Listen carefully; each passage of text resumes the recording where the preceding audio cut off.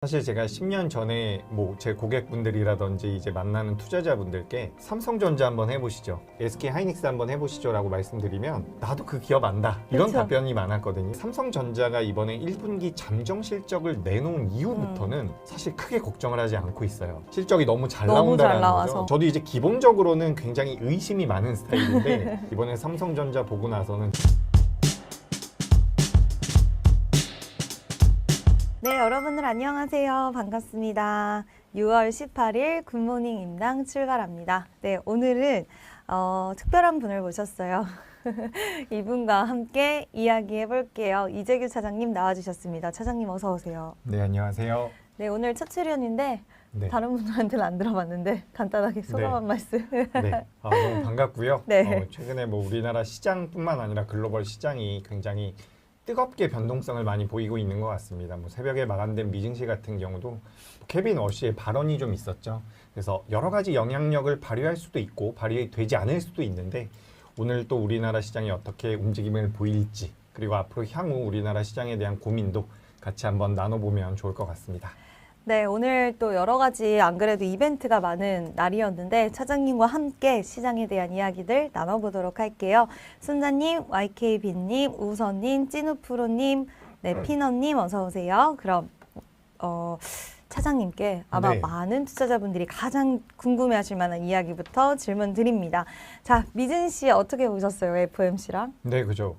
근데 저는 기본적으로 오늘 네. 아침에 일어났는데 뭐 쇼크를 받았다, 네. 매파적 발언이다 발언. 이런 이야기들이 많더라고요. 네, 그래서 미증시가 많이 밀렸다라는 이야기도 있는데 네. 저는 개인적으로 이게 많이 밀렸나라는 생각이 들더라고요. 일단 기본적으로 케빈 워시의 발언 자체는 굉장히 좀 매파적인 성향이 강했다라고 보여지는데 뭐 우리가 이제 기준 중간값이라고 이야기를 하거든요. 네. 점도표 같은 경우는 매번 FOMC가 나올 때마다 나오는 게 음. 아니라 뭐 3월 달에 한번 점도표가 네. 나오고 6월 달에 점도표가 나왔는데 이제 중간값은 좀 올라왔습니다. 네. 근데 사실 우리가 그 부분은 많이 인지를 하고 있었죠. 있었던. 인지를 하고 있었던 부분이라서 저는 개인적으로 이번 금리 동결과 케빈 워시의 발언을 예상하고 그동안 며칠 동안 이미 올랐다라고 생각을 하거든요. 네. 그렇기 때문에 그에 따른 뭐 반대급부로서 주가가 밀려 내려온 부분들, 미국의 10년물 국채금리라든지 2년물 국채금리가 오른 부분은 우리가 아예 무시할 만한 상황은 아니지만 그리고 점도표를 보면 전반적으로 좀 올라오긴 했더라고요. 그래서 이런 부분들이 조금 부담이 되는데 이렇게 생각을 한번 해보죠. 네. 미국에서 금리 인상을 강하게 한다면 가장 많이 피해를 받을 만한 업종이 어디라고 생각을 하십니까? 그러니까 보통 우리가 그냥 보통이라고 생각하면 피해는 사실 제약바이오라고 그죠. 생각을 하죠. 그죠. 제약바이오라고 우리가 생각을 하고 우리나라 기업들 같은 경우도 그로 인해서 뭐 미국에서 금리 인상을 할 수 있다라는 얘기가 나올 때 제약바이오가 많이 안 좋았습니다.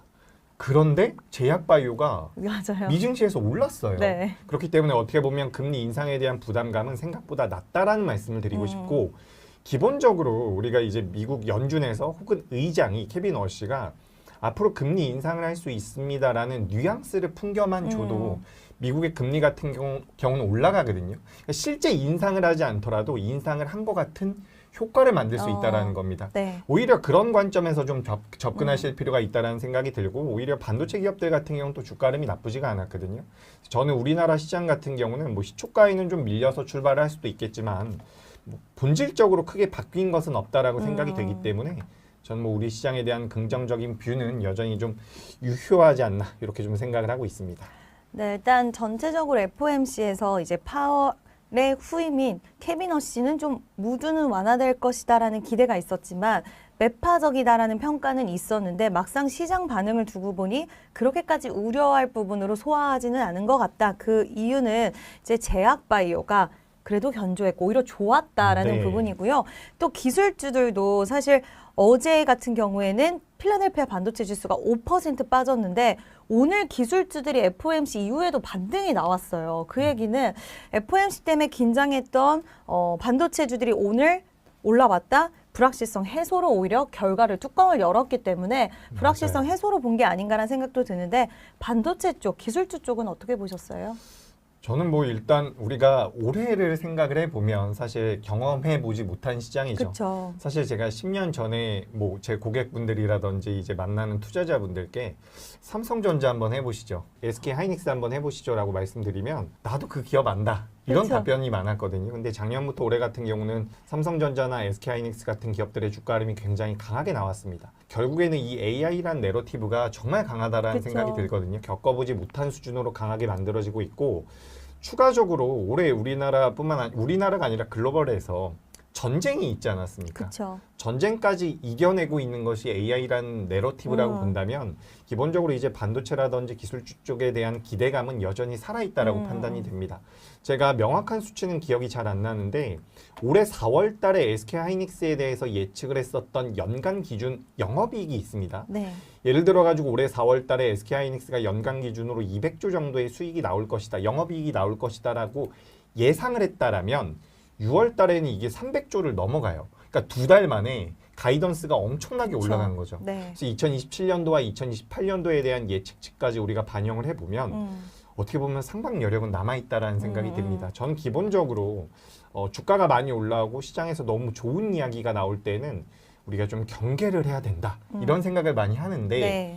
저는 이제 삼성전자가 이번에 1분기 잠정 실적을 내놓은 이후부터는 사실 크게 걱정을 하지 않고 있어요. 실적이 너무 잘 너무 잘 나온다라는 나와서. 거죠. 너무 잘 나오기 때문에 저도 이제 기본적으로는 굉장히 의심이 많은 스타일인데 이번에 삼성전자 보고 나서는 저는 크게 의심은 하지 않고 있습니다. 네. 게다가 최근에 뭐 전력기기라든지 뭐 삼성전기나 LG 이노텍 같은 기업들 대형주들의 변동성이 굉장히 많이 나오는데 이 기업들 한번 PER 봐보시면 삼성전자와 SK하이닉스가 더 저렴해 네. 보입니다. 그렇기 때문에 저는 기술주 같은 경우는 매력적이라는 말씀드리고 그렇다라고 해서 뭐 전력기기라든지 삼성전기, 뭐 LG 이노텍이 못 올라간다라는 의미는 아니고 기본적으로 실적을 베이스로 움직여준다면 우리나라 기술주뿐만 아니라 뭐 미국의 반도체도 마찬가지고요. 전 상방 여력이 좀 더 열려 있다라는 말씀드리겠습니다.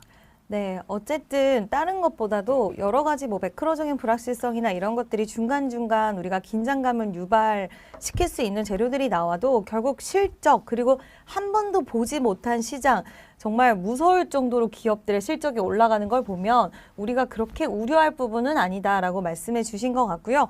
어제도 SK 하이닉스가 오후장 들어서 딱 힘을 내주니까 맞아요.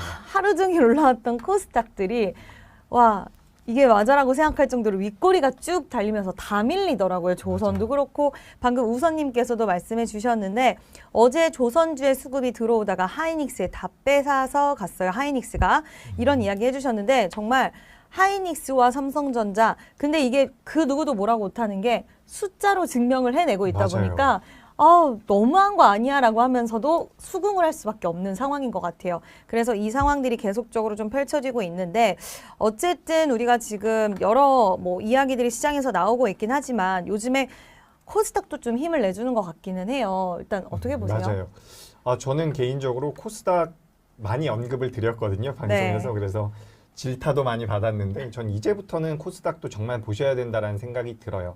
어제 같은 경우도 사실 제약바이오가 좀 올라오는 구간이 있었고 네. 물론 장후반부에는 아까 이제 구독자님께서 말씀을 해주셨던 것처럼 SK하이닉스가 쭉 올라가면서 삼성전자가 반등을 하면서 코스닥이 다시 밀리긴 했거든요. 네. 전 어제 장 초반만 하더라도 이제 코스닥이 진짜 가는구나 라는 생각이 들다가 장 후반부에는 약간의 의구심이 들었는데 기본적으로 우리가 주가가 올라가기 전에 많이 나오는 전조 증상을 본다면 저는 수급이라고 생각을 하거든요. 네. 뭐 최근 들어서 삼성전자와 SK하이닉스뿐만 아니라 코스피에 대한 외국인들의 순매수가 조금 나오지만 어제는 매도가 나왔지만 기본적으로 코스닥 같은 경우는 지난 한 달 동안의 수급을 보면 외국인들이 순매수를 해주고 있습니다. 네. 그래서 이 부분에서 우리가 투자 아이디어를 얻어본다면 물론 연속성에 대해서는 좀 더 고민을 해봐야 될 것 같아요. 기본적으로 코스피 기업들 같은 경우는 실적이 많이 나오기 때문에 올라가도 밸류적인 부담이 덜한 거고 네. 코스닥 같은 경우는 전반적으로 뭐 영업이익이 많이 나오지 않죠. 그렇기 때문에 밸류 부담은 있는 상태이기 때문에 연속성에 대해서는 고민을 해봐야겠지만 우리가 또 이렇게 생각을 해볼 수가 있습니다. 지난 10년 동안, 지난 15년 동안 과연 코스닥이 돈을 잘 벌어서 올랐을까? 그건 아니었죠. 밸류 기준으로 굉장히 저평가되어서 올랐을까라고 생각을 해보면 그건 아니라는 네. 거죠.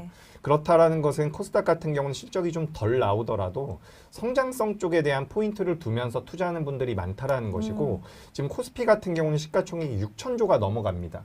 코스닥 같은 경우는 500조 정도 수준이거든요. 네. 그러니까 굉장히 적은 금액만 들어오더라도 변동성이 나올 가능성이 있기 때문에 전 코스닥은 보시는 게 맞다라고 생각이 돼요. 다만 코스닥에 대한 배분율을 뭐 50%, 60% 이렇게 가져가는 것은 굉장히 좀 리스크가 있기 때문에 비중을 좀 줄여서는 코스닥 시장도 지금부터는 움직일 가능성이 높겠다라는 그런 의견을 드리겠습니다. 네, 일단 코스닥 시장에 대해서는 좀 긍정적인 의견을 주셨는데 다만 시장에 따라서 비중에 대한 부분들은 코스닥은 그렇게까지 많이 비중을 또 담아가기에는 아직은 부담이 있고 또 워낙 코스피 쪽에서 돈을 잘 버는 기업들이 많다 보니까 또 실적 시즌도 도래하고요. 이런 부분들을 미뤄봤을 땐 비중에 대한 부분들을 좀 생각을 해봐야 된다라고 말씀을 해주셨습니다. 일단 미국 증시에서는 FOMC 전체적으로 좀 말씀을 질문을 드렸는데 긍정적으로 어쨌든 불확실성 해소 쪽으로 좀 보고 계시는 것 같고 그리고 지금 유가도 요즘에 이야기가 많이 나오는 게 유가가 아직은 좀 발목을 확실히 잡히고 있는 것 같고 트럼프 대통령도 MOU 관련돼서 어제 저녁에 갑작스럽게 우리 이거 잘 안 되면 언제든지 다시 공격할 수도 있다. 막 이런 이야기를 했어요. 근데 또 오늘 아침에 나온 이야기를 보니까 오늘 아침에는 다시 또 스탠스도 바뀌었고 또 트럼프가 이란과 합의 서명이 완료됐다라는 이야기가 방금 또 나왔습니다. 그러면 예정보다 앞당겨서 서명이 됐다라는 건데 지금 금요일날 스위스에서 핵 협상을 가진다라고 이야기를 했고요. 트럼프와 이란 지도부가 원격으로 서명함에 따라서 합의안이 즉시 발효가 됐다라고 합니다. 네. 어떻게 보세요? 뭐 긍정적이죠. 그렇죠. 사실 우리나라 증시 좀 괜찮을까요? 그죠. 지금 보시면은 우리가 뭐 네. 지정학적 리스크니 그리고 FMC 회의나 기자회견에 대해서 많이 신경을 쓰는데 사실 뭐 저는 일이니까 이걸 계속 봐야 그쵸. 되는 게 맞지만 뭐 우리 구독자분들이나 실제로 주식 매매하시는 분들 입장에서는 몇 가지 수치만 보시면 돼요. 뭐 미국의 10년물 국채금리라든지 유가라든지 환율 정도만 보시면 될 것 같거든요. 근데 지정학적 리스크 같은 경우는 사실 어제 뭐 다시 한번 공격할 수 있다라는 이야기 나왔을 때 유가의 변동성도 거의 없었어요. 그렇기 네. 때문에 사실 지정학적 리스크 같은 경우는 수면 아래로 가라앉았다라고 저는 생각을 하고 있습니다. 엄청나게 확전이 될 가능성은 낮겠죠. 그래서 우리가 처음에 전쟁이 발발됐을 때 뭐 제 3차 대전, 네. 세계 3차 대전이 나올 수도 있다 뭐 이런 이야기들도 있었지만 결국에는 뭐 트럼프도 뭐 중간 선거를 앞두고 있는 상황이기 때문에 전반적으로는 전 지정학적 리스크는 우리가 추가적으로 체크해 볼 만한 포인트는 아니라고 생각을 합니다. 그리고 추가적으로 유가 같은 경우도 기본적으로 비축유가 많이 방출이 된 상태이기 때문에 뭐 배럴당 70달러 이하로 내려갈 가능성은 전 낮다라고 보여지거든요. 그래서 유가는 어느 정도 고가선에서 유지가 될 수 있다. 다만 이게 고가라고 하더라도 엄청나게 올라갔다가 내려온 상태이기 때문에 맞아요. 전반적으로 저는 나쁘지 않다라고 보여져요. 그래서 이제 유가가 잡혀준다면 물가 지표도 잡힐 가능성이 높은데 기본적으로 이제 유가가 완벽하게 다운될 가능성은 낮기 때문에 물가 지표가 엄청나게 완화될 가능성은 또 낮습니다. 네. 근데 이 부분도 이미 시장에서는 알고 있다라는 거죠. 그래서 우리가 만약에 오늘 이렇게 제가 말씀을 드렸는데 시장이 밀리면 또 무서운 내용들이 어디서 나올 거예요. 갑자기 뭐 폭락을 했느니 뭐 네. 미국에서 매파적인 스탠스가 네. 나왔고 뭐 사모펀드 환매 리스크가 있다 이런 내용들 나올 텐데 우리가 더 크게 볼 필요가 있다라는 거죠. 지금 기본적으로 기업들 입장에서는 메모리 쪽에 대한 확보를 하지 못한다면 나중에 수익성을 담보할 수가 없잖아요. 그렇기 때문에 계속해서 메모리 자체를 확보하려고 할 것이고 여기에 대해서는 각국의 정부도 마찬가지입니다.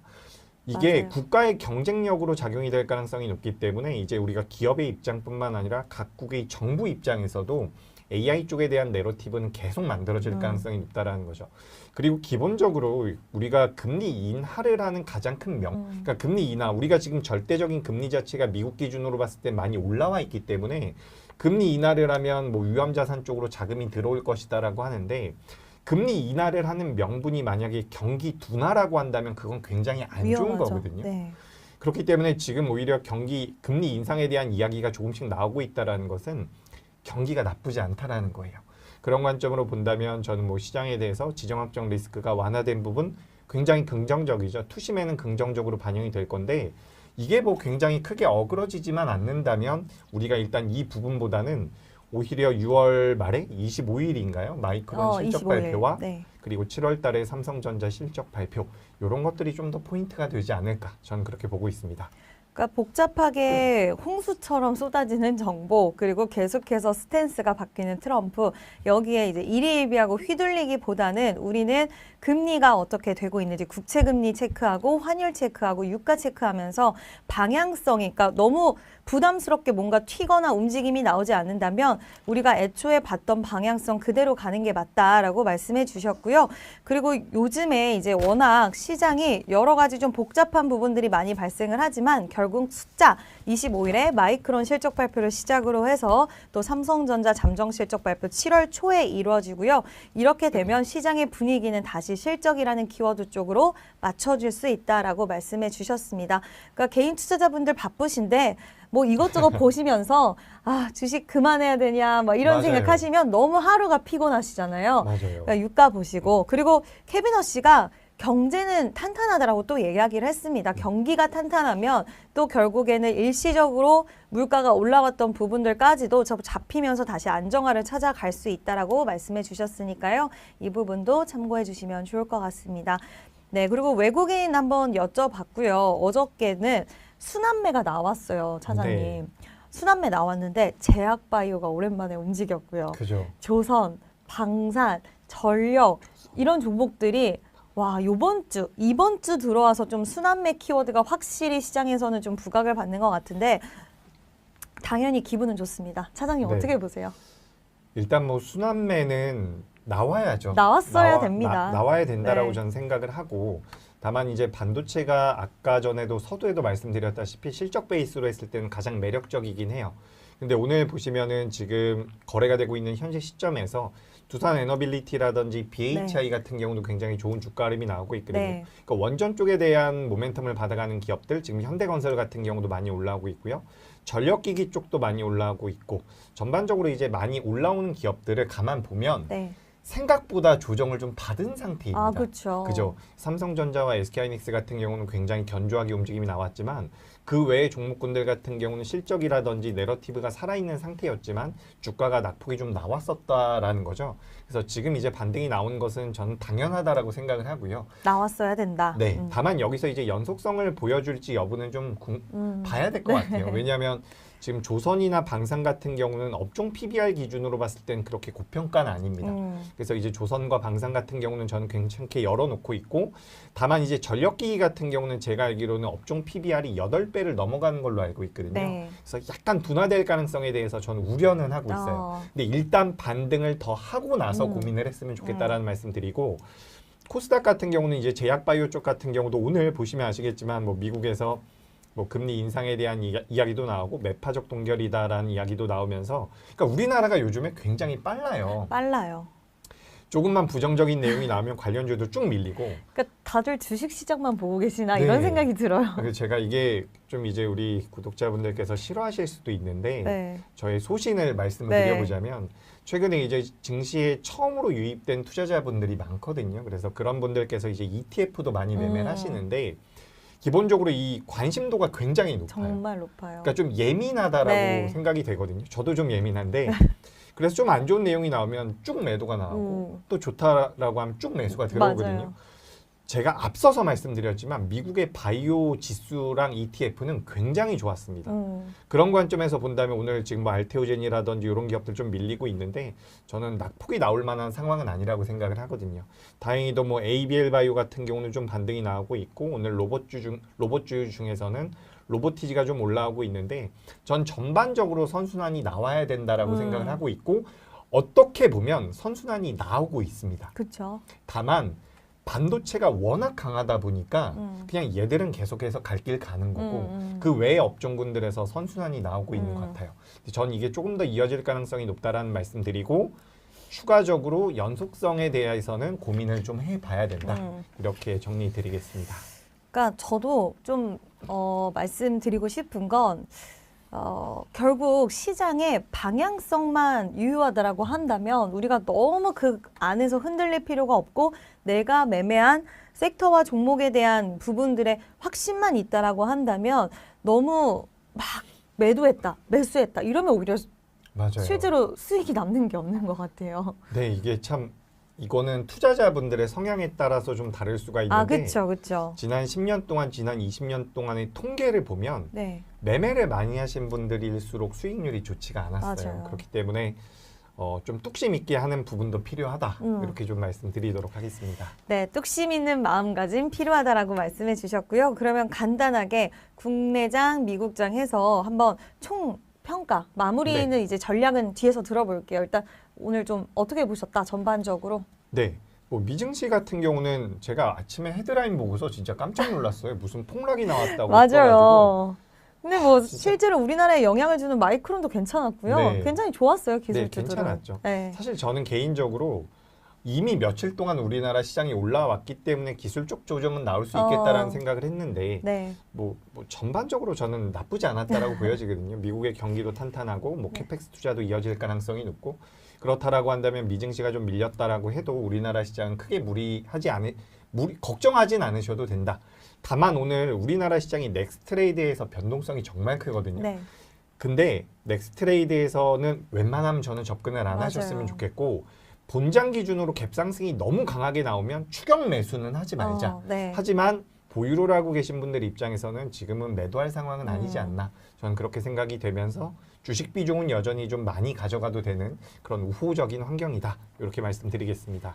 네, 우호적인 환경이다라고 말씀해 주셨는데 사실 요즘에 변동성이 너무 심한 주식 시장입니다. 근데 그런 분들, 나는 변동성에 좀 취약하다 하시는 분들은 한 달 커피값 정도로 수익을 내실 수 있는 주린이 분들도 쉽게 따라 하실 수 있는 주식 매매 원칙을 알려드리는 강의가 있습니다.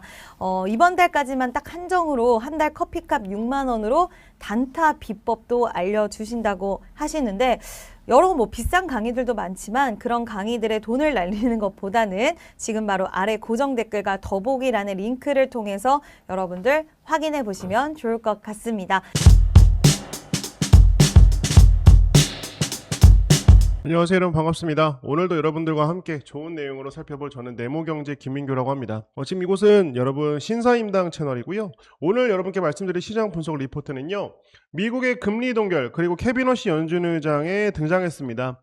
시장이 지금 좀 스탠스에 대해서 굉장히 좀 오해가 있는 것 같은데요. 케빈 워시 연준 의장은요 2006년부터 2011년 연준 이사 시절에는 매파였습니다. 그런데 2024년도부터 연준 의장이 되기 전까지는 어떻습니까 여러분? 뭘로 돌아섰냐면 비둘기파로 돌아섰거든요. 그러니까 사람들이 지금 오해를 하고 있는 게 그겁니다. 시장에서 오해하고 있는 거는 아니 연준 의장 되기 전에는 매파였는데 갑자기 비둘기파가 된다. 갑자기 AI가 디스인플레이션을 작용할 수 있다. 이렇게 하는 이유가 뭐냐? 딱 하나죠 여러분. 이 사람은 언제든지 변할 수 있는 이유가 자기는 과거에 매파였다가 지금은 살짝 연준 의장 되기 전에 비둘기파 이렇게 했거든요. 그러니까 어떤 스탠스를 잡을지 지금 시장은 모르고 있고 다행히도 금리 동결로 갔기 때문에 전반적인 시장 코스피는 좀 상승하고 있는 것을 알 수가 있습니다. 자 여러분께 말씀드릴 내용 하반기 SK하이닉스에 대해서 좀 말씀을 드리려고 하는데 그럼 삼성전자를 갖고 계신 분들이 좀 서운하잖아요. 그 삼성전자 얘기도 내일 해볼 수 있도록 하겠습니다. 케빈 워시의 첫 한마디 그리고 메모리 황제 다음 한 수라는 내용으로 여러분들과 함께 살펴볼 수 있도록 할 텐데요.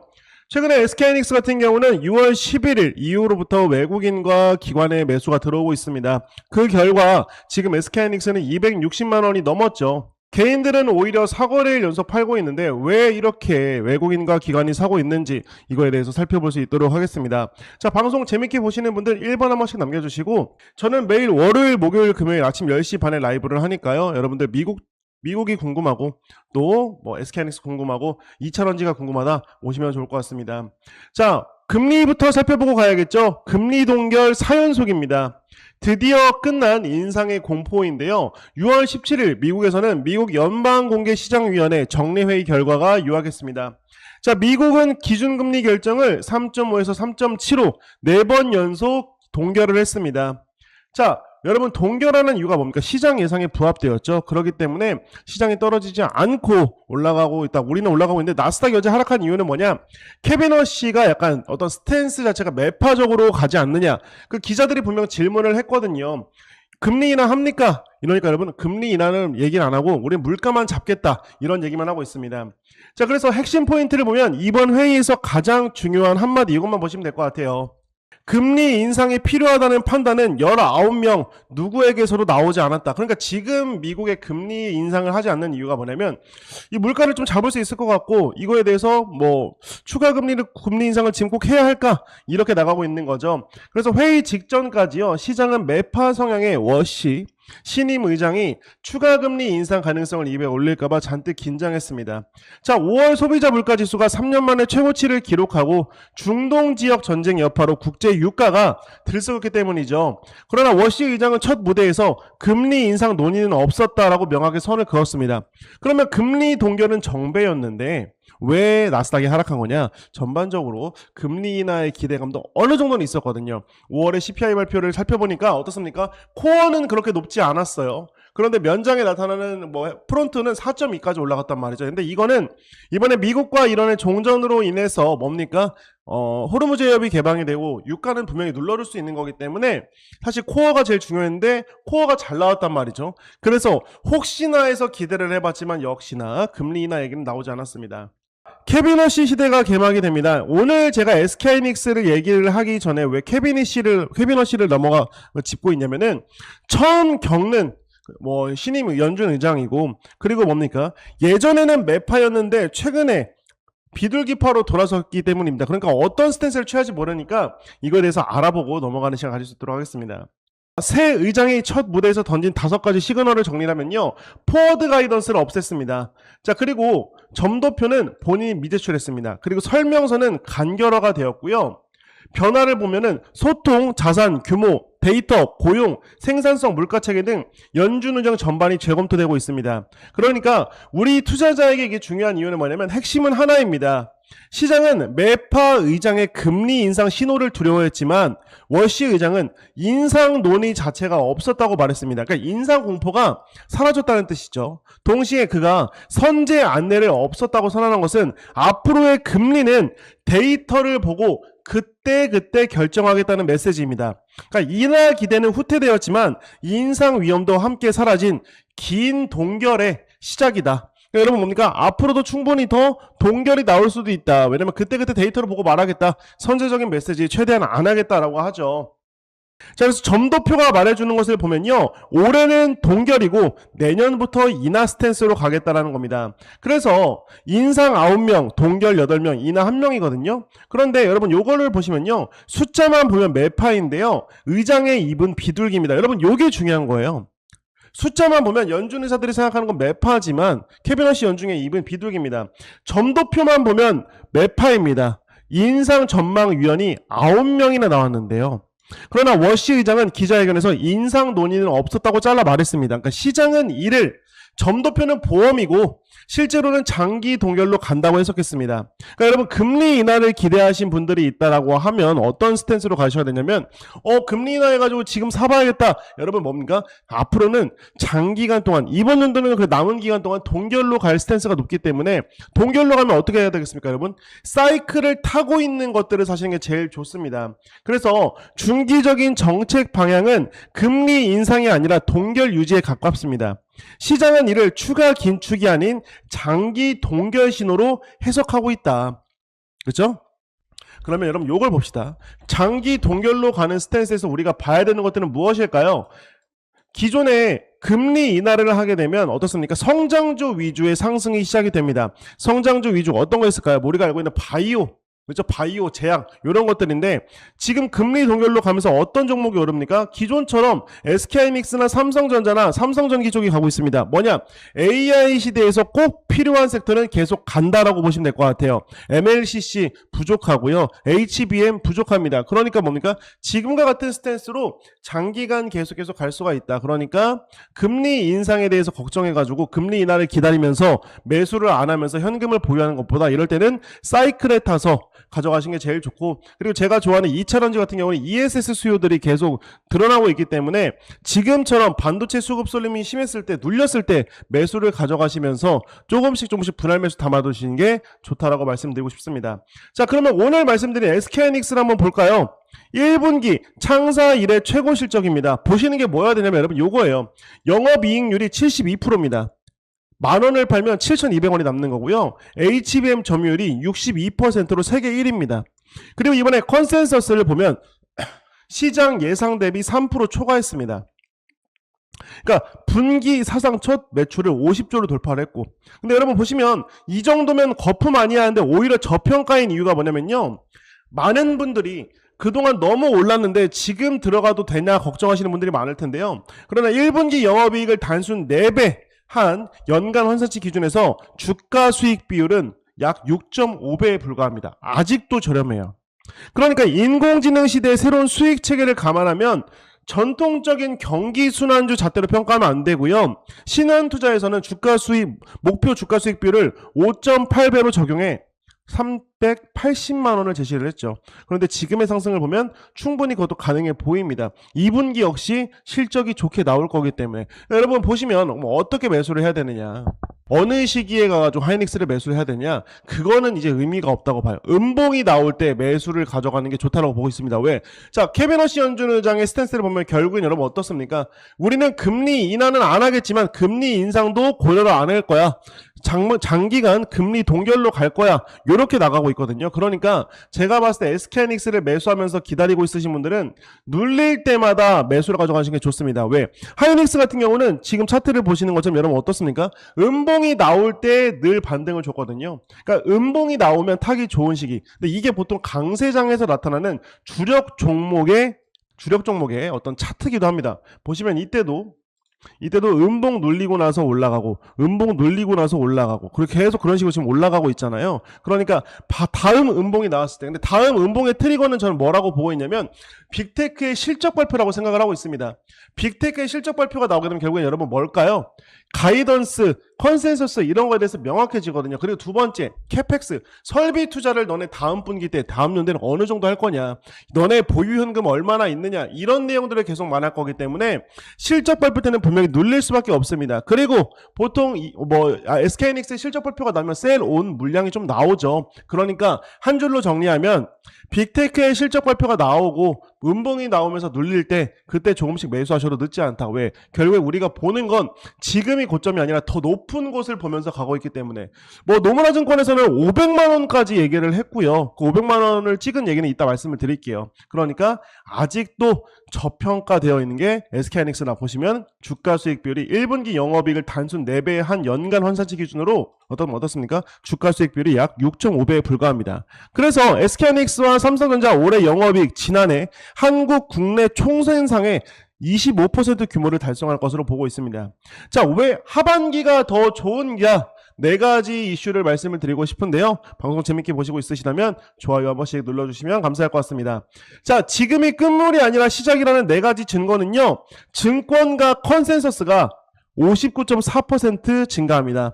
SK하이닉스 하반기 영업이익 상반기 대비 증가율이 59.4%예요. 그런데 지금 케빈 허시 연준 의장의 금리 동결 스탠스가 어떠한 것을 영향을 주느냐? 첫 번째, 금리 동결이 되면 인공지능 성장주의 가장 우호적인 환경입니다. 금리가 더 이상 오르지 않는다는 것은 미래 이익에 대한 할인율이 멈춘다는 뜻입니다. 인공지능, 반도체 같은 성장주는 미래 이익이 큰 종목이라서요, 금리가 멈추면 가장 큰 수혜를 봅니다. 게다가요, 워시 의장이 기자회견에서 인공지능 투자 붐이 데이터 센터와 전력 인프라 수요를 키운다고 직접 언급했습니다. 연준이요, 인공지능 수요의 강함을 공식 인정한 겁니다. 그리고 여러분 어떻습니까? 오늘 뉴스가 나온 게 SK하이닉스의 HBM4E가 파트너사한테 샘플이 지금 나가고 있죠. 나갔다고 하죠. 그러니까 뭡니까 여러분? 12단 HBM4E에 대해서 계속 수요가 높아지고 있고 하반기에도 역시 잘 나갈 수밖에 없다. 자, 그리고 두 번째입니다. 고대여폭 메모리 HBM 부족 사태입니다. 언제까지? 2028년도까지 지속이 되는 건데요. 자, 엔비디아 차세대 칩 루빈 시리즈에 들어갈 고대여폭 메모리는 2028년까지 공급 부족이 이어진다는 것이 업계 정설입니다. 골드만삭스는 최소 2026년까지 SK하이닉스의 1위는 흔들리지 않는다고 못 박았습니다. 또한요, SK하이닉스는 차세대 제품인 6세대 고대여폭 메모리에 이어 HBM4E 샘플을 하반기에 공급합니다. 이게 오늘 뉴스에 나온 겁니다. 계속 뉴스에 나오던 게 SK하이닉스 이거 오늘 뉴스 나왔잖아요. SK하이닉스 차세대 메모리 HBM4E 샘플 공급 시작을 했습니다. 그리고 여러분 뭐가 있습니까? 7월 중순에는 SK하이닉스가 미국에 상장을 합니다. ADR이라고 하는데 뭐 직접적으로 엄청나게 큰 규모는 아니지만 외국의 자금들을 많이 유치할 수가 있고 더 커질 수가 있는 것이죠. 그러니까 우리가 지금 보여진 호재로만 보더라도요, 어떤 것들이 있냐 좀 간략하게 말씀을 드리자면, 나 아직 SK하이닉스 못 샀어 하시는 분들은 다음에 하락을 했을 때 요걸 보고서 보시면 됩니다. 왜? 주가 하락은 펀더멘털과 지금 상황에서는 크게 이슈가 없거든요. 자, 케빈 워시 금리 동결 장기화, H12단 샘플 공급 시작, 3번째 7월 중순 ADR 상장, 요것만 보더라도 여러분 아직, 그리고 HBM 2028년도까지 수요 넘친다. 그러니까 공급이 어렵다요. 이것만 보더라도 SK하이닉스 여러분들이 충분히 좀 가져가실 이유가 되지 않을까라고 말씀을 드리고 싶습니다. 또 볼까요? D램, 낸드 가격 하반기 추가 상승 구간입니다. 자, 뱅크 오브 아메리카는요, 올해는 1990년대 호황기와 닮은 슈퍼사이클이라며 D램 매출 51%, 낸드 매출 45% 급증을 전망했습니다. 더 중요한 것은 가격 상승률인데요. 신한투자증권은 SK하이닉스의 올해 D램 평균 판매가율을 184% 상승으로 추정합니다.